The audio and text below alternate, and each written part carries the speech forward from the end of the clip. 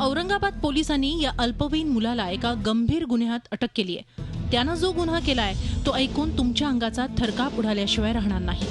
शुभम नावाच्या आपल्या जिवलग मित्राचा त्यानं अगदी थंड डोक्यानं खून केलाय। पोलिसांनी दिलेल्या माहितीनुसार या अल्पवयीन मुलाची शुभमशी गाढ मैत्री होती। पुढे या मैत्रीनं वेगळं वळण घेतलं। शुभमवरच्या प्रेमाखातर या अल्पवयीन मुलानं आपलं लिंग परिवर्तन करून घेण्याची तयारी केली होती। मात्र गेल्या 15 दिवसांपासून त्यांच्यात दुरावा निर्माण झाला होता।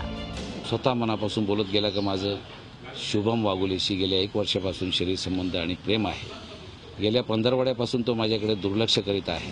शुभमनं आपल्याला दगा दिल्याची भावना या अल्पवयीन मुलाच्या मनात बळावली आणि त्याचा सूड घेण्यासाठी त्यानं प्लॅन आखला।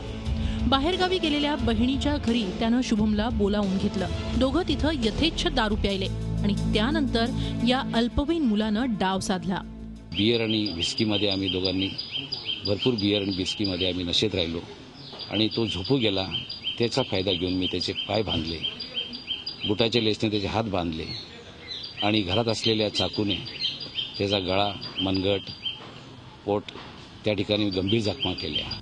शुभमचा खून केल्यानंतर घर बंद करून तो आपल्या घरी पळून गेला।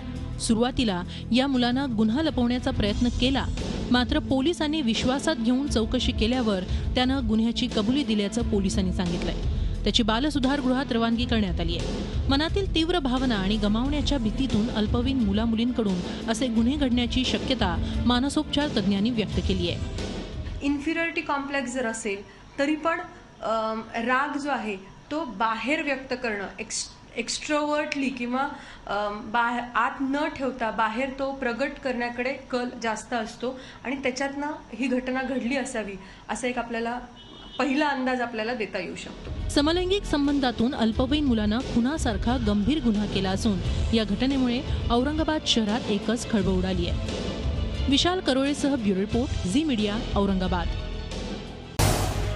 झी 24 तास रहा एक पाऊल पुढे।